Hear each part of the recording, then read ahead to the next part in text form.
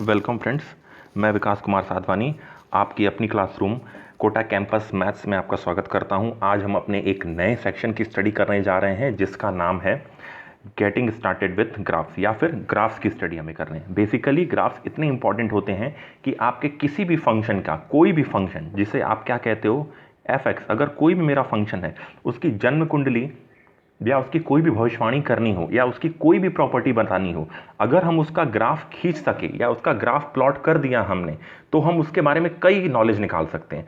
तो हम अपनी जिस आज क्लासरूम की स्टडी स्टार्ट करने वाले हैं, आज उस क्लासरूम में हम ये पढ़ने वाले हैं कि हमारा ग्राफ हमारे पास दिया हुआ है, ठीक है। वो ग्राफ हमें दिया हुआ है, उस ग्राफ को देख करके उसकी डिफरेंट प्रॉपर्टीज की हम क्या कर सकते हैं, पता लगा सकते हैं या उसका नेचर जज कर सकते हैं। तो आज की क्लासरूम में हमें ग्राफ दिया गया है। पहले हम ग्राफ की सारी प्रॉपर्टीज की स्टडी कर लेंगे, उसके बाद आगे बढ़ने पर हम ग्राफ को ड्रॉ करना सीखेंगे। क्योंकि हमें क्या दिया रह सकता है, हमें कई बार ऐसा होता है कि हमें कई बार ग्राफ दिया जाएगा और कई बार हमें फंक्शन एफ एक्स दिया जाए। एफ एक्स से हम ग्राफ बनाएंगे और ग्राफ को देख करके हम ये डिसाइड करेंगे कि हमारा दिया गया फंक्शन हमारा कैसे नेचर को एग्जिबिट करता है।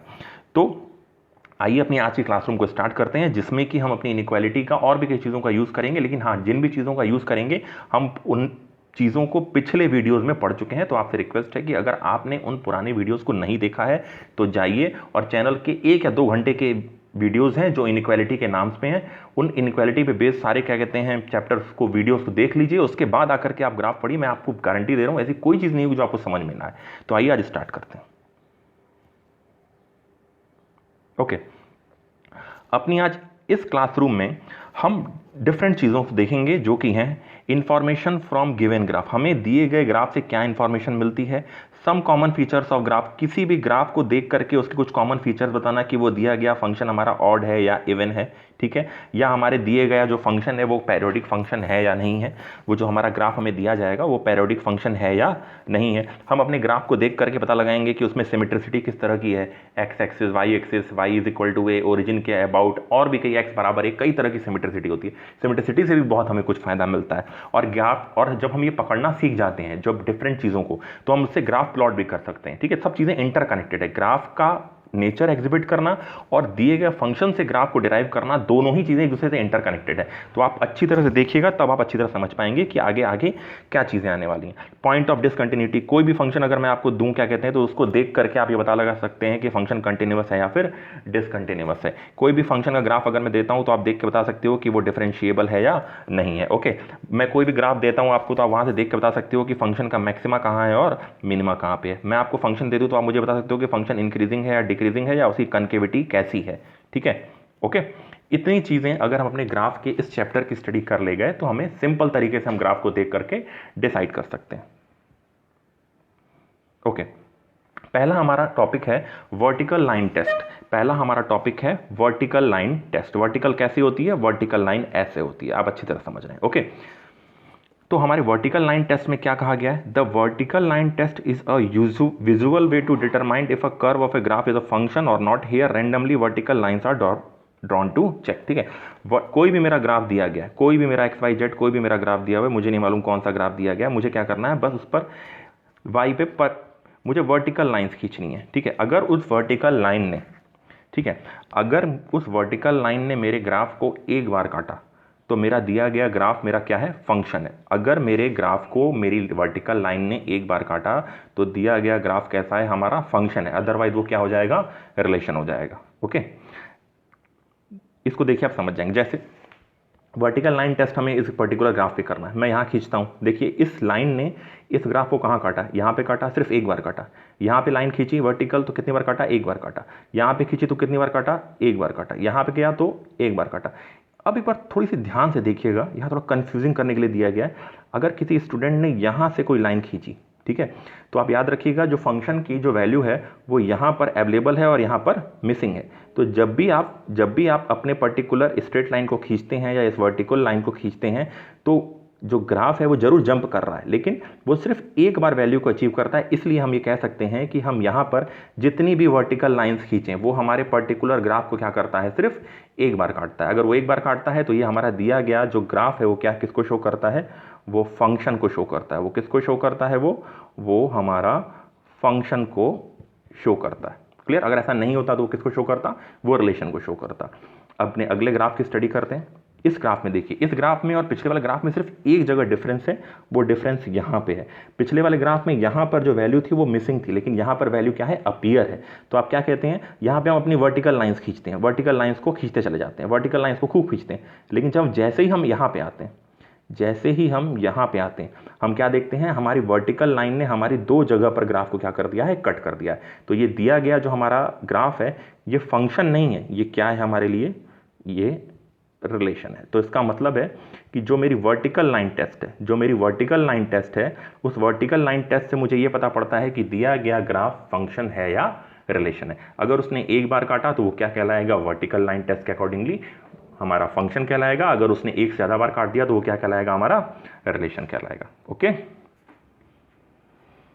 नेक्स्ट टॉपिक है हमारा हॉरिजॉन्टल लाइन टेस्ट। बेसिकली हॉरिजॉन्ट किसी भी ग्राफ के ये टेस्ट होने के बाद कि वो दिया गया जो हमारा ग्राफ है वो हमारा क्या है? अगर वो हमारा फंक्शन है, ठीक है, फंक्शन होने के बाद हम उसमें एक स्टेप और आगे बढ़ना चाहते हैं और हम ये देखना चाहते हैं कि हमारा दिया गया फंक्शन हमारा क्या है? 1 1 है या मेनी 1 है। तो उसके लिए हम कैसा टेस्ट करते हैं? हॉरिजॉन्टल। अभी हमने वर्टिकल लाइन टेस्ट किया था, अभी हम क्या करते हैं? हॉरिजॉन्टल लाइन टेस्ट करते हैं। इस हॉरिजॉन्टल लाइन टेस्ट के अंदर हम क्या कहते हैं? The horizontal line test is used to determine if a function is 1 1 और मेनी 1। ठीक है, अगर किसी ग्राफ पर मैं हॉरिजॉन्टल लाइनें खींचता हूं और उस हॉरिजॉन्टल लाइन ने मेरे ग्राफ को सिर्फ एक बार काटा तो मेरा जो फंक्शन रहेगा वो कैसा कहलाएगा? 1 1। और अगर उसने एक से ज्यादा बार काट दिया तो वो फंक्शन क्या कहलाएगा? मेनी 1। तो आइए जरा इंप्लीमेंट करके देखते हैं इस चीज को और हम सीखने की कोशिश करते हैं। आइए, ओके, ये मेरा एक पर्टिकुलर ग्राफ है, इसकी जगह कोई और ग्राफ भी हो सकता है, उसमें कोई प्रॉब्लम नहीं। जैसा ग्राफ मुझे दिया है, मुझे हॉरिजॉन्टल लाइन टेस्ट से मुझे क्या पता पड़ता है? 1 1 पता पड़ता है या मेनी 1 पता पड़ता है। अब जरा देखिए, मैं पिछली वाले टॉपिक को इस पर इंप्लीमेंट करता हूं। जरा देखिए, वर्टिकल लाइन टेस्ट, ये रहे मेरे वर्टिकल लाइन टेस्ट। कितनी बार काटा? हर बार एक बार काटा। तो इसका मतलब ये जो दी गई चीज है ये क्या है हमारी? ये सबसे पहले तो आपने डिसाइड कर लिया कि ये मेरा क्या है? मेरा फंक्शन है। सिंपल सी बात है, क्या कहते हैं? ओके, अब हम आगे बढ़ते हैं, हम कहते हैं हॉरिजॉन्टल लाइन टेस्ट करना है, तो हम हॉरिजॉन्टल लाइनें खींचते हैं। तो अब मुझे बताइए, जब मैं हॉरिजॉन्टल लाइनें खींचता हूं तो इस हॉरिजॉन्टल लाइन ने इस पर्टिकुलर हमारे दिए गए ग्राफ को कितनी बार काटा है? एक ही बार काटा है भाई। इस लाइन ने एक बार काटा, इस लाइन ने एक बार काटा, इस लाइन ने एक बार काटा, इस लाइन ने एक बार काटा, इस लाइन ने एक बार काटा। जब एक ही बार काट रहा है तो सिंपल सी बात है, ये जो हमारा ग्राफ दिया गया है ये कैसा ग्राफ है हमारा? ये 1 2 1 फंक्शन है। ओके, नेक्स्ट पे चलते हैं। अब जरा इसको देखिए, अब मैं यहाँ पे डिफरेंट करता हूँ। मैं यहाँ पे एक हॉरिजॉन्टल लाइन खींचता हूँ, कितनी बार काटा ग्राफ को? एक बार काटा। मैं यहाँ पे खींचता हूँ तो मेरी क्या कहते हैं? ग्राफ को कितनी बार काटा? एक बार। लेकिन जैसे ही मैंने यहाँ पे काट दिया, आप जरा देखिए, एक से ज्यादा बार हो गया, यहाँ पे कट गया, यहाँ पे कट गया और यहाँ पे कट गया। तो इसका मतलब है इस ग्राफ को देख करके, अपनी इस हॉरिजॉन्टल लाइन टेस्ट की वजह से मैं देख करके बता सकता हूँ कि मेरा दिया गया ग्राफ कैसा है? Many to 1। कैसा ग्राफ है ये हमारा ग्राफ मेनी टू 1। ये बहुत इंपॉर्टेंट है। 1 2 1 और मेनी टू 1 हमारे कई बार बाइजेक्शन चेकिंग में, हमारे एग्जामिनेशंस में आता है।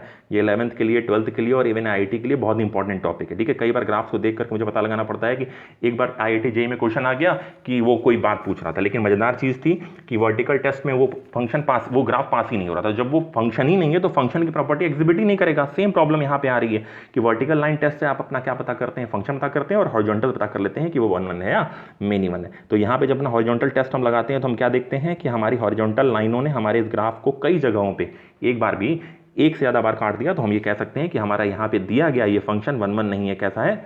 मेनी 1 है। ओके, सेम प्रॉब्लम गोज है। अब यहाँ पे देखिए आकर के, यहाँ पे हम आकर के अपनी वर्टिकल लाइन टेस्ट लगाते हैं। तो बताइए, वर्टिकल लाइन टेस्ट पास कर रहा है? बिल्कुल कर रहा है। इसका मतलब ये कौन है? ये हमारे लिए एक फंक्शन का काम करता है। ये कौन है? हमारे लिए एक फंक्शन के तौर पे काम करता है। अब जरा इस पे हॉरिजॉन्टल लाइन टेस्ट लगाते हैं। देखिए, हॉरिजॉन्टल लाइन टेस्ट को अगर मैं करता हूं तो मैं यहां से खींचते हुए लाता हूं। अब जरा ध्यान से देखिए इस लाइन की खासियत। इस लाइन पे, इस ग्राफ को इस लाइन ने एक से ज्यादा बार काट दिया है। तो ये क्या बताता है कि ये कैसा है? ये हमारा मेनी टू 1 है। सिंपल सी बात, सिंपल चेकिंग वर्टिकल हॉरिजॉन्टल से हमें सिंपल से पता पड़ जाती है। आगे बढ़ते हैं। अब हम देखते हैं हमें graphical meaning of roots of zeros of an equation. Actually मैं आपको ये दिखाना चाहता हूं कि ग्राफ्स को देख करके आप ये पता लगा सकते हैं कि हमारे दिए गए ग्राफ के कितने रूट्स हैं। जैसे थोड़ी देर के लिए मान लेते हैं कि हमने आपको कोई फंक्शन दे दिया, हम आपसे ये जानना चाहते हैं कि इसके रूट्स बता दीजिए या जीरोस बता दीजिए। तो कई बार ऐसा होगा कि उसको प्लॉट नहीं किया जा सकता, कई बार उसको फैक्टर नहीं किया जा सकता। तो लेकिन उसका क्या किया जा सकता है? उसका ग्राफ खींचा जा सकता है। अगर आपने उसका ग्राफ खींच लिया ग्राफ खींचना मैं सिखवा दूंगा। अगर आपने उसका ग्राफ खींच दिया तो आप, मजेदार चीज़ है, उसके रूट्स और उसके नंबर ऑफ रूट्स बता सकते हैं, या जीरोस बता सकते हैं, या उसके क्रिटिकल पॉइंट बता सकते हैं, जैसा कि मैंने आपको इनक्वालिटी में समझाया हुआ है। आप सुकून से बता सकते हैं, बहुत आसानी से बता सकते हैं। तो आइए जरा देखते हैं। ओके, अब ये हमारा एक ग्राफ है। आप अच्छी तरह समझ जाइए, किसी भी फंक्शन के जो रूट्स होते हैं वो वही संख्या होती है जितनी बार वो ग्राफ हमारा एक्स एक्सिस काटता है। तो ये हमारी एक स्ट्रेट लाइन है, ये हमारा एक ग्राफ है। इस ग्राफ ने हमारे पर्टिकुलर एक्स एक्सिस को कितनी बार काटा है? सिर्फ और सिर्फ कितनी बार काटा है? एक बार काटा है। तो इसके नंबर ऑफ रूट्स कितने होंगे? इसके नंबर ऑफ रूट्स कितने होने वाले हैं? इसके नंबर ऑफ रूट्स होने वाले हैं सिर्फ और सिर्फ 1। और उसका नाम क्या है? वो रूट है कौन? वो रूट है -3। ओके, तो ग्राफ को देख करके हम ये पता लगा सकते हैं कि हमारे नंबर ऑफ रूट्स कितने। अब जरा देखिए, इस पहले वाले ग्राफ को देखते हैं, इस ग्राफ ने हमारे पर्टिकुलर एक्स एक्सिस को कितनी बार काटा है? 2 बार काटा है। अगर उसने यहाँ 2 बार काटा है तो हमारे रूट्स कितने हो जाएंगे? 2। संख्या में कितने हो जाएंगे? 2। और उनके नाम क्या होंगे? -1 और 2। ये मेरे 2 रूट हैं। अपने नेक्स्ट ग्राफ को देखते हैं। अगर मैं आपसे पूछूं कि इस दिए गए ग्राफ में हमारे कितने रूट्स हैं, या कितने, क्या कहते हैं, क्रिटिकल पॉइंट्स हैं, या कितने सॉल्यूशंस हैं, तो आप क्या बोलेंगे? सर 3 है। एक है -1, एक है 0, एक है 2। तो नंबर ऑफ जो रूट्स हैं वो कितने हैं? 3 हैं। और उनका जो नाम है वो नाम क्या है? -1 है, 0 है और 2 है। Simple. Roots of the equation fx = gx। मैं आपको सच बता रहा हूं, ये हमारा पर्टिकुलर जो टॉपिक है ये बहुत इंपॉर्टेंट टॉपिक है। इसके क्वेश्चंस करके ही हम समझ सकते हैं कि इस पर्टिकुलर लॉजिक की कितनी पावर है। क्यों ऐसा मैं इसलिए बोल रहा हूं, क्योंकि जब भी आप कई इक्वेशन को सॉल्व करना चाहेंगे तो आप इतना समझ लीजिए कि अगर इस तरफ भी अलजेब्रिक है और इस तरफ भी अलजेब्रिक है तो आप लेफ्ट को राइट में या राइट को लेफ्ट में भेज करके उसको सॉल्व कर सकते हैं। मैं मान सकता हूं आपको, लेकिन एक मेरी भी बात समझिए। अगर इस तरफ मैंने लिख दिया x² और इस तरफ मैंने लिख दिया sin x, आप मजेदार बताइए कि आप लेफ्ट को राइट में भेजेंगे या राइट को लेफ्ट में भेजेंगे? क्योंकि एक तरफ अलजेब्रिक फंक्शन है और एक तरफ कौन सा फंक्शन है? ट्रिग्नोमेट्रिकल फंक्शन है। तो दोनों आपस में ऑपरेट तो हो नहीं सकते हैं, और जब आपस में ऑपरेट नहीं हो सकते तो आप उसका सॉल्यूशन नहीं बता सकते। लेकिन हाँ, अगर हमारे सामने fx = gx का कॉन्सेप्ट आए और मुझे ग्राफ खींचना आता हो, अगर मुझे ग्राफ की स्टडी आती है तो मैं बता सकता हूं कि रूट्स कितने होते हैं। इस चीज को हम लोग इस पर्टिकुलर जगह से समझ सकते हैं। जैसे हमारे 2 ग्राफ्स हैं, एक हमारा ग्राफ है y = fx और दूसरा है हमारा y = gx। तो पहला हमारा ग्राफ है y = fx, तो पहला हमारा ग्राफ है y = fx और दूसरा ग्राफ है हमारा y = gx। तो जो y = fx है, अगर मैं उस ग्राफ को प्लॉट करता हूं तो मुझे क्या मिलता है? इस तरह से पैराबोला की चीज मिलती है। अगर मैं y = gx प्लॉट करता हूं तो मुझे ये इस तरह का ग्राफ मिलता है। ये ग्राफ किसी भी पर्टिकुलर हमारे फंक्शन का हो, चाहे वो ट्रिग्नोमेट्रिकल हो, लॉगरिथमिक हो, वो मिलने तो हमें ऐसे ही वाले।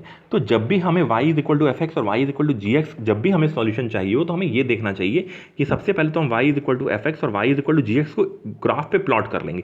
कैसे प्लॉट करेंगे ये हम अपनी आगे आने वाली क्लास में सीखेंगे, क्योंकि हमें यहाँ पे दिए गए ग्राफ से कुछ सीखना है। आगे बढ़ने पर हम ये सीखेंगे कि हम ग्राफ को पहले ड्रॉ करें, वो भी काफ़ी डिफिकल्ट काम है, उसको भी हम लोग प्रोसीजर से करेंगे, बहुत आराम से करने वाले हैं अपने ग्राफ्स को। ग्राफ में हम कोई हड़बड़ाहट नहीं दिखाने वाले हैं, क्योंकि ग्राफ आपके कैलकुलस का एक बहुत स्ट्रॉन्ग सेक्शन है और आपको आईआईटी में बहुत बड़ी रोल प्ले करेगा। सबसे अच्छी चीज़ है। तो हम एक काम करते हैं, अपनी क्लास बढ़ते हैं। तो y = fx और y = gx, जब हम इन दोनों ग्राफ्स को प्लॉट करेंगे और इन दोनों ग्राफ का आपस में जितनी बार इंटरसेक्शन हुआ होगा, हम उसको क्या कहेंगे? उसके रूट्स कह देंगे। और उस पर्टिकुलर जगह से पर्टिकुलर परपेंडिकुलर ड्रॉप करेंगे तो हमें x2 मिलेगा, और इस पॉइंट से हम यहाँ पे ड्रॉप करेंगे तो हमें x1 मिलेगा। तो इसका मतलब है दोनों ग्राफ्स का जब हम सॉल्यूशन चाहेंगे या फिर हम नंबर ऑफ रूट्स चाहते हैं तो हमारे रूट्स क्या हो जाएंगे? x1 और x2। तो नंबर ऑफ टाइम्स जब 2 ग्राफ्स एक दूसरे को काटते हैं तो वही उसके सॉल्यूशंस होते हैं या वही उसके रूट्स होते हैं। ओके, अब एक मजेदार चीज़ है, कई इनइक्वालिटीज ऐसी होती हैं, जैसे कि जैसे हमने अभी थोड़ी देर पहले बोला fx = gx। अब उस fx = gx की जगह पे, जैसे यहाँ पे ये fx = gx है, ये fx जैसे आप बोलते हैं ना कि fx = gx, हमने बोला अभी रुकिए मैं दिखाता हूँ। हमने बोला ना यहाँ पे fx = gx, अगर fx = gx ना हो, ग्रेटर देन और इक्वल टू हो, लेस देन हो, या लेस देन और इक्वल टू हो, या सिर्फ ग्रेटर देन हो, तब मैं वहाँ पे कैसे स्टडी करूँगा? प्रॉब्लम देखिए अभी भी यही है, यहाँ पे दिया गया फंक्शन और यहाँ पे दिया गया gx, जो fx और gx है, इन दोनों का नेचर बिल्कुल अलग है या उनका टाइप बिल्कुल अलग है। एक हमारा एल्जेब्रिक हो गया और एक हमारा ट्रिग्नोमेट्रिकल हो गया। तो सिंपल सी बात है, उनमें अगर इनइक्वालिटी लगी हुई है तो मैं कैसे सॉल्यूशन करूँगा? जो हमारा अगला टॉपिक है वो इसी पर बात करता है हमारे साथ। तो बोलता है solving inequalities from graph. Her inequality को आपको ग्राफ से सॉल्व करने की जरूरत नहीं है, मैंने जितनी आपको सिखाया है, क्योंकि वहां पे प्रॉपर एक फंक्शन था। अगर एक ही पर्टिकुलर इक्वेशन में एक से ज्यादा फंक्शंस दिए रहे तो वहां पर हम इन सब कॉन्सेप्ट्स का यूज करते हैं। मैं आपको यहाँ पे कॉन्सेप्ट समझा दे रहा हूँ, आगे आने वाली क्लास में धीरे धीरे हम लोग एलिब्रेट करते जाएंगे, क्वेश्चन लगाते जाएंगे, आपको चीजें बिल्कुल समझ में आ जाएंगी। तो आइए करके देखा जाए। अब जरा देखते हैं, मेरे दो फंक्शंस हैं g1 x और g2 x, ठीक है। मैंने उन दोनों ग्राफ्स को क्या कर लिया, मैंने उन दोनों ग्राफ्स को प्लॉट कर लिया, ठीक है। मैंने उनको डिफरेंट डिफरेंट शेड्स से दिखा दिया। अगर मैंने बोला, मैं यहां पे लिख देता हूं आपके लिए, अगर मैंने बोला g1 is equal to g2, equality solve करनी जैसा कि पिछला वाला टॉपिक था, तो मेरे दो आंसर्स हो जाएंगे x1 और x2। थोड़ा सा छुप रहा है, थोड़ा सा मैं कट देता हूँ। x2 को जरा ध्यान देखिए, अगर g1 और g2 दोनों बराबर हो जाए, अगर g1 और g2 दोनों बराबर हो जाए तो मुझे अच्छी तरह मालूम है जितनी बार मेरे ग्राफ ने एक दूसरे को काटा है मेरे सॉल्यूशंस हो जाएंगे और मैं उनका नाम सीधे से बोल दूंगा। वहां से x पर परपेंडिकुलर ड्रॉप करूंगा तो मुझे x1 और x2 मिलेगा, मैं उस वैल्यूज को बोल दूंगा। लेकिन अगर मेरे सामने ये प्रॉब्लम आ जाए, मैंने बोला कि g1 ग्रेटर देन g2, तो मुझे उस पर्टिकुलर x1 से लेकर के x2 उस पर्टिकुलर x रीजन पर जाना है और मुझे यह पता लगाना है कि ऐसी कौन सी जगह है जहां पे ग्राफ g1 ऊपर है और g2 क्या है, नीचे है। तो g1 ऊपर है और g1 की वैल्यू ज्यादा है, g2 की वैल्यू छोटी है। अगर g1 की वैल्यू ज्यादा है तो इस g1 से y पर बार बार डालने पर परपेंडिकुलर जो होगा वो हमेशा ज्यादा होना चाहिए। ओके, तो मैं क्या कहना चाहता हूं, उस जगह को देख के बताइए। तो वो जगह जब मैं बोलता हूं कि g1 ग्रेटर देन g2 है, ठीक है, तो वो जगह है कौन सी, वो x1 से लेकर के x2 के बीच में। अगर यहाँ इक्वालिटी लगा देता हूं तो यहाँ पे क्या लग जाता है, बड़ा ब्रैकेट लग जाता है। अब थोड़ा सा और सॉल्व करके देखते हैं। अगर मैं देखता हूं g1 लेस देन g2 है, तो यहाँ मुझे देख करके बताइए कि ऐसी कौन सी जगह है जहां g1 नीचे है और g2 ऊपर है। आपको देख के पता पड़ रहा होगा कि वो जगह कौन सी है, a से लेकर x1 तक है, वो a से लेकर के x1 तक के। आपको देख करके बड़ा मजा आ रहा है कि सर g1 छोटा है और g2, तो उसका मतलब है जब ग्राफ g1 छोटा है तो वो नीचे रहना चाहिए और जो g2 ग्राफ है उसके ऊपर रहना चाहिए। ऊपर रहेगा तभी तो वैल्यू ज्यादा एग्जिबिट करेगा, सिंपल सी बात होगी। तो और हम यहां कहना चाहते हैं कि अगर हमारा g1 लेस देन g2 है, तो g1 लेस देन g2 तो हम देख चुके हैं। Okay, g1 greater than g2 देखते हैं। तो अगर g1 ग्रेटर देन g2 है तो g1 कहां पे बड़ा है, अब जरा ध्यान से देखिए, g1 ग्रेटर देन g2, थोड़ा साफ साफ लिख लेते हैं, g1 ग्रेटर देन g2। तो आप जरा ध्यान से देखिए, g1 अगर ग्रेटर देन g2 है तो वो जगह कहां पे, वो मेरी जगह x1 से लेकर के x2 तक के बीच में। अगर यहां पे बीच में सिर्फ इक्वालिटी रहे, अगर g1 is equal to g2 रहे तो कौन सा सॉल्यूशन है, x1 और x2। लेकिन अगर g1 g2 से बड़ा है तो वो कहां से कहां तक के बीच में बंद है, x1 से लेकर के x2 के बीच में वो जगह ऊपर है। तो सिंपल सी बात है, मैं आपको बता रहा हूं कि इस तरह के क्वेश्चंस जब मैक्स निकालने की बारी आती है तब बहुत काम आता है, मैक्स या मिन निकालने की बात आती है तो वो इनक्वालिटी को उसमें इनकॉर्पोरेट कर देता है। ओके, सिमेट्री ऑफ ग्राफ्स, ये टॉपिक भी बहुत इंपॉर्टेंट है। मुझे ग्राफ्स को देख करके मुझे ये पता होना चाहिए कि उनमें किस तरह की सिमेट्री है, उनमें एक्स की सिमेट्री है, वाई की सिमेट्री है, उनमें ओरिजिन सिमेट्री है, या उनमें किसी लाइन के प्रति सिमेट्री है, या उनमें Y is equal to X की सिमेट्री है। क्योंकि इन सब चीज़ों को देख करके मैं ये पता लगा सकता हूँ कि मेरा दिया गया जो मेरा ग्राफ है वो इवन फंक्शन है, ऑड फंक्शन है, या और भी कई तरह की प्रॉपर्टीज होती हैं जो मेरे बहुत काम आती हैं। ठीक है, तो हम एक काम करते हैं, इनको प्रॉपरली करना स्टार्ट करते हैं। सबसे पहली प्रॉपर्टी आती है एक्स एक्सिस की सिमेट्री। अब एक्स एक्सिस की सिमेट्री हमें यह बताती है कि हमारा दिया गया फंक्शन एक्स एक्सिस के जितना ऊपर है उतना ही नीचे है, एक्स एक्सिस के जितना ऊपर है उतना ही क्या है, ये नीचे है। इस सिमेट्री को क्या बोलते हैं, एक्स एक्सिस की सिमेट्री। इस एक्स एक्सिस सिमेट्री को आप क्या बोलेंगे, जितना फंक्शन ऊपर है उतना नीचे। अब एक मजेदार बात समझिए, अगर मैं यहां से मैं समझा रहा हूं आपको, आप मेरी बात समझिए। इस जगह पे अगर x की वैल्यू 2 है तो यहां पर y की वैल्यू क्या है, थोड़ी देर के लिए 4 बोल दीजिए, और या तो यहां पे क्या होगी, -4 होगी। तो इसका मतलब है उसी ग्राफ में अगर फंक्शन में x सिमेट्री एग्जिबिट करती है तो वहां पे 2 4 पाया जाएगा, तो 2 -4 भी पाया जाएगा। तो इसका मतलब है आप x को x रहने दें, और अगर फंक्शन में अगर आपने y की जगह -y रखा और फंक्शन में अगर फंक्शन में चेंज होता है और फंक्शन में आपको y की जगह -y मिलता है, मतलब दोनों एग्जिबिट कर जाए। जैसे अगर फंक्शन में 2 4 एग्जिबिट करता है और 2 -4 भी एग्जिबिट करता है, अगर ये दोनों चीजें एग्जिबिट कर गई तो उसको क्या बोलते हैं, एक्स। अब जस्ट थोड़ी देर के लिए मान लीजिए अगर किसी ने हमें ऑपरेशन कोई भी ग्राफ हमें दिया, अगर उसने हमें बोल दिया कि वो ग्राफ हमारा 2 4 से पास करता है और 2 -4 से पास करता है, देख के महसूस हो रहा है सर 2 4 से पास करता है और 2 -4 से पास करता है, तो फंक्शन में कैसी होनी चाहिए, एक्स एक्सिस सिमेट्री। मतलब जब भी मेरा ग्राफ उस एक्स एक्सिस के जितना ऊपर होगा उतना ही नीचे भी होगा। या तो वो मुझसे ये कहते हैं कि फंक्शन में एक्स एक्सिस सिमेट्री, तो मैं समझ गया कि मैंने अगर आधा ग्राफ ऊपर का खींच लिया तो मुझे उतना ही ग्राफ सिमेट्री के तौर पे या एक मिरर इमेज के तौर पे नीचे भी लेकर के आना है। तो सिंपल सी बात है, एक्स एक्सिस सिमेट्री बोलूँ या बोलूँ कि 2 4 है और 2 - 4 भी है, या तो उसमें ये एग्जिबिट करता है कि अगर एक्स वाई एग्जिबिट करता है तो एक्स माइनस वाई भी मिलता है। तो सिंपल सी बात है, क्या कहते हैं हम ये बोलेंगे उसमें कैसी सिमेट्री है, एक्स एक्सिस सिमेट्री है। नेक्स्ट टॉपिक है हमारा वाई एक्सिस सिमेट्री और इवन फंक्शन। ये बहुत इंपॉर्टेंट है, ये मेरा बहुत इंपॉर्टेंट। जैसे कि हमने अभी एक्स एक्सिस के ऊपर और नीचे देखा, अब हमें एक्स एक्सिस अब हमें एक पर्टिकुलर वाई परपेंडिकुलर एक्सिस के लेफ्ट और राइट देखना पड़ेगा। अगर वो लेफ्ट और राइट दोनों जगहों पे सेम मिलता है तो हम उसको क्या बोलते हैं, वाई एक्सिस सिमेट्री बोलते हैं, या तो उस फंक्शन को कैसा फंक्शन बोलते हैं, इवन फंक्शन बोलते हैं। और इसमें एक प्रॉपर्टी भी है, मैं वो भी सिखाता हूँ आपको, इस चीज़ को ध्यान से देखिए। इस तरह के ये फंक्शन जो है हमारा, ये मेरी वाई एक्सिस है, वाई एक्सिस से फंक्शन जितना इस तरफ है उतना ही इस तरफ से। आप थोड़ा इसको इससे भी समझ सकते हैं। अगर वाई एक्सिस है, मैंने एक यहाँ पे मिरर बना दिया, मिरर के इस तरफ जितना ग्राफ है मिरर के उस तरफ भी उतना ग्राफ है। क्लियर बात है, क्या कहते हैं।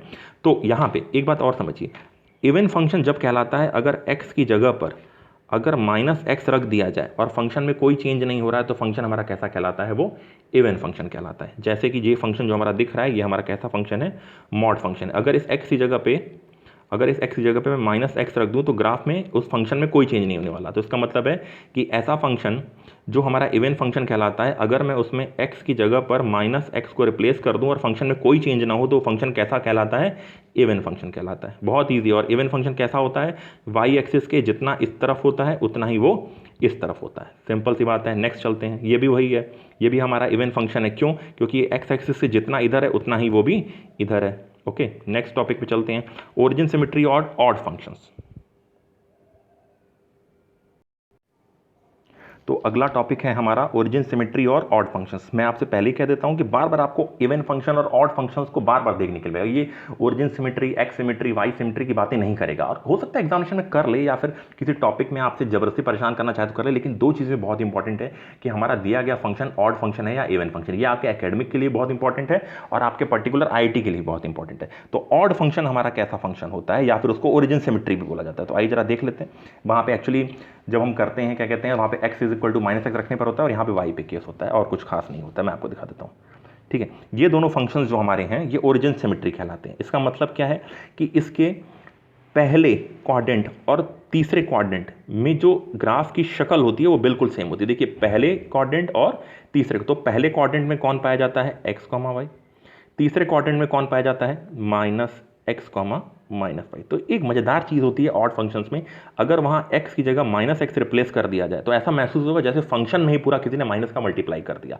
इस चीज को हम लोग एग्जांपल समझ सकते हैं, जैसे थोड़ा इजी समझाता हूं। जैसे मैं y अगर x³ लिखता हूं, अगर मैंने यहाँ x जगह -x रख दिया, जानते हैं क्या हो जाएगा, y -x³ और मैं इसको फिर से लिख सकता हूं -y x। तो ऐसे नहीं लग रहा है क्या कहते हैं कि मैंने x की जगह -x रखा तो मुझे वहां पे -y मिल गया। मतलब फंक्शन में माइनस अप्लाई करने पर अगर फंक्शन y माइनस को पूरा एब्जॉर्ब कर ले, खा ले, तो फंक्शन कैसा कहलाएगा, इवन कहलाएगा। अगर फंक्शन में x की जगह पे -x अप्लाई कर दिया जाए और फंक्शन उस पर ऑपरेट करने के बाद माइनस को बाहर फेंक दे और पूरा फंक्शन वैसे ही सेम दिखने लगे, तो उस फंक्शन को क्या कहते हैं, ऑड फंक्शन। ये बहुत इंपॉर्टेंट प्रॉपर्टी, ये बहुत इंपॉर्टेंट प्रॉपर्टी। आप चाहें तो ग्राफ देख के पहचानना चाहते हैं तो पहले और तीसरे क्वाड्रेंट में जो ग्राफ की शक्ल है वो बिल्कुल सेम होने वाली है। आगे बढ़ते हैं, symmetry about the line y = x। सबसे पहले तो मुझे ये बताइए कि y = x एक लाइन है, ठीक है, सिंपल सी बात है। वो लाइन कैसी होती है, वो ऐसी लाइन है। थोड़े से अच्छे ढंग से बना लेते हैं वरना प्रॉब्लम हो जाएगी, ठीक है। अब एक बात ध्यान से देखिए, इस y = x लाइन के ऊपर जैसा कि आपको ग्राफ दिख रहा है वैसा ही बिल्कुल नीचे ग्राफ दिख रहा है। तो इस तरह की सिमेट्री क्या बोलते हैं, y = x। इसको कैसे पकड़ते हैं, अगर कोई फंक्शन हमारा दिया रहा है वहां पे x और y की वैल्यू क्या कर दीजिए, आप इंटरचेंज कर दीजिए। y और x की वैल्यू क्या कर दीजिए, इंटरचेंज कर दीजिए, और फंक्शन पे कोई फर्क ही ना पड़े। जैसे मैं दिखाता हूं, x² + y² = xy। अगर इस पर्टिकुलर दिए गए इक्वेशन में आप x की जगह y रखते हैं और y की जगह x रखते हैं तो आपका इक्वेशन बिल्कुल भी चेंज नहीं हो रहा है, तो आपको ऐसा महसूस होने लगे जब, तो उस जगह को हम क्या बोलते हैं, symmetry about the line y = x।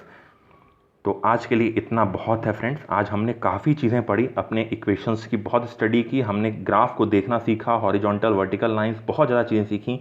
तो अगर आज आपको ये क्लासरूम पसंद आई तो आपसे रिक्वेस्ट है कि आप इस पर्टिकुलर वीडियो को दूसरों को भी, अपने फ्रेंड्स को भी शेयर करिए। और आपको तो पसंद आया ही होगा क्योंकि आपने आखिर तक देखा, और मैंने रिक्वेस्ट भी किया है कि इससे पहले इनक्वालिटी के सारे वीडियोस देखिए, उसके बाद इसको देखिए और अपनी पढ़ाई को इसका स्टार्ट कर दीजिए। तो आज के लिए इतना ही। वीडियो पसंद आए तो लाइक करिएगा, शेयर करिएगा और सब्सक्राइब करिएगा।